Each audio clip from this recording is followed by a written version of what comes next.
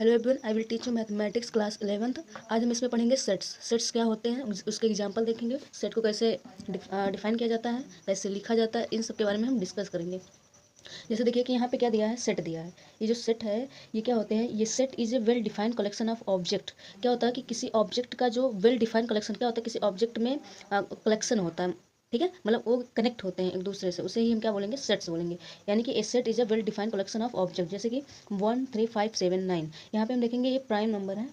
ये क्या है, प्राइम नंबर है, जो क्या है, लेस देन है 10 से, ठीक है, ठीक है। ये क्या है, लेस देन है 10 से, प्राइम नंबर है। फिर देखें द रिवर ऑफ इंडिया। अगर हम रिवर ऑफ इंडिया के बारे में बात करते हैं तो क्या हो जाएगा, गंगा। जैसे गंगा हो जाएगा। फिर यहाँ पे अगर हम देखेंगे तो यमुना हो जाएगा। यमुना, ये सब क्या है, ये सब वेल डिफाइन है। अगर हम नील नदी की बात करें तो ये इंडिया में नहीं है, ठीक है। नील रिवर क्या है, इंडिया में नहीं है, ठीक है। तो ये नहीं होगा। इसको हम लेके क्या बनाएंगे कि ये एक सेट है, ये इंडिया में है और ये एक सेट है। हम इसको सेट नहीं बोल, अगर इसको हम लेंगे तो ये सेट नहीं है, ठीक है। गंगा और यमुना लेंगे तो ये इंडिया में ही है, इसलिए एक सेट है, ये एक वेल डिफाइंड सेट है, ठीक है। अब इसको देखें AEIOU, ये क्या है, ये ओवेल्स हैं, ठीक है, ओवेल्स।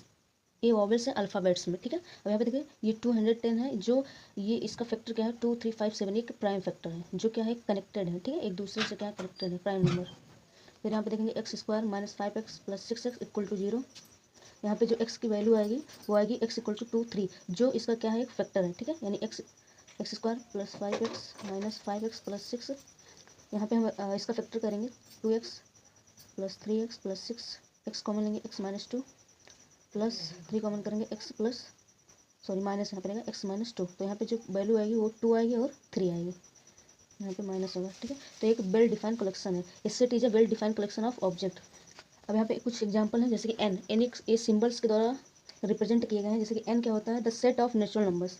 सेट, ये एक नेचुरल नंबर का सेट है, जैसे 1 2 3, ठीक है, ये नेचुरल नंबर में आते हैं। फिर यहाँ पे जेड देखें, the set of all integers, ये एक सेट होता है ऑल इंटीजर्स का, ठीक है, जैसे 0 1 2 3, ठीक है, इस तरह से -1 -2, इस तरह से एक सेट है, जो जो the set of all integer को हम जेड से डिनोट कर देते हैं। फिर the set of rational number, इसको हम क्यू से क्या कर देते हैं, डिनोट कर देते हैं। फिर इसी तरह से जेड प्लस जो होता है the set of positive integer.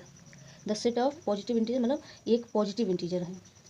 उसके बाद हम the set of real number, ठीक है, ये क्या है, रियल नंबर सेट है, ठीक है, इसको हम आर से डिनोट करते हैं। फिर the set of positive rational number, इसको हम क्यू प्लस से डिनोट कर देते हैं, ठीक है, क्योंकि पॉजिटिव रेशनल नंबर्स हैं। फिर the set of positive real number are plus, इसको हम क्या कर देते हैं, आर प्लस से हम डिनोट। अब दो सेट में क्या, यहाँ पे देखिए, यहाँ पे क्या हो जाए, जो ये सेट है, सेट के अंदर में ऑब्जेक्ट आते हैं, एलिमेंट आते हैं, कुछ मेंबर्स आते हैं, ठीक है। तो जो सेट होता है इसको हम किस तरह डिनोट करते हैं, कैपिटल लेटर से, जैसे कि ABCXYZ ETC इस तरह, ठीक है। तो हम सेट को किस तरह डिनोट करेंगे, कैपिटल लेटर से, ठीक है। और जो एलिमेंट होते हैं या ऑब्जेक्ट होते हैं या मेंबर होते हैं, उन्हें हम क्या करेंगे, it is denoted by small letters, A small letter BCXYZ ETC, इस तरह हम क्या करते हैं, सेट को डिनोट करते हैं, ठीक है। मतलब सेट में 3 चीज़ें आती हैं, ऑब्जेक्ट आएगा, एलिमेंट आएगा, फिर मेंबर्स आएंगे, ठीक है। सेट को हम डिनोट करते हैं कैपिटल लेटर से ABCXYZ, और एलिमेंट को हम डिनोट करते हैं स्मॉल लेटर से ABCXYZ ETC, ठीक है।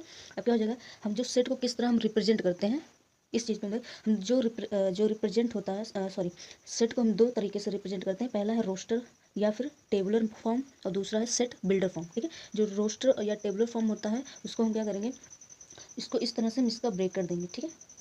और वहाँ पे क्या करेंगे, एलिमेंट को हम लिखेंगे और वहाँ पे हम कॉमा लगाएंगे, ठीक है। इस तरह से रोस्टर फॉर्म को हम लिखते हैं, ठीक है। इसको हम क्या इस तरह से इसलिए लिखे हैं, 2,4,6, इसको हम क्या बोलेंगे, set of all even positive integer जो लेस देन है 7 से, ठीक है। ये लेस देन है 7 से, ओके। उसके बाद में हम देखते हैं set builder form. Set builder form क्या होता है, जैसे कि हम यहाँ पे इस तरह से हम एक रोस्टर फॉर्म ले रहे हैं, AEIOU, तो हम इसको इस तरह से रोस्टर फॉर्म में लिखेंगे, V, ये एक वॉवेल्स है जो अल्फ़ाबेट में पाए जाते हैं, ठीक है। तो हम इसको इस तरह से, B इक्वल टू क्या होता है, ब्रैकेट में X, इसको बोलेंगे सच दैट, इसको हम क्या बोलते हैं, कॉलन बोलते हैं, ठीक है, इसको हम क्या बोलते हैं, कॉलन, ठीक है। तो इसको पढ़ेंगे X such that X is a oval in A English alphabet, इस तरह से हम इसको पढ़ेंगे, ठीक है। अगर हम रोस्टर या फिर टेबल फॉर्म का हम देखें तो यहाँ पे अगर हम कोई मतलब सेट ले रहे हैं, जैसे कि A इक्वल टू, अगर हम कोई सेट ले रहे हैं, A इक्वल टू क्या हो जाएगा, मान लीजिए हम कोई सेट ले रहे हैं जो इसका फैक्टर है 42 का, 1 है, 2 है, उसके बाद में 3 है, उसके बाद में 6 है, फिर 7 है, फिर उसके बाद में क्या है, फिर 14 है, फिर 21 है, ठीक है। ये सब क्या कर रहे हैं, 42 को क्या कर रहे हैं, डिवाइड करेंगे, ठीक है। ये सब 42 को डिवाइड करेंगे, ठीक है। तो हम इसको इस तरह से यहाँ पे लिख देंगे कि a equal to set builder form में डिवाइडेड 42, और सेट बिल्डर फॉर्म में अगर हम देखें तो इस तरह से लिखेंगे कि x सच दैट x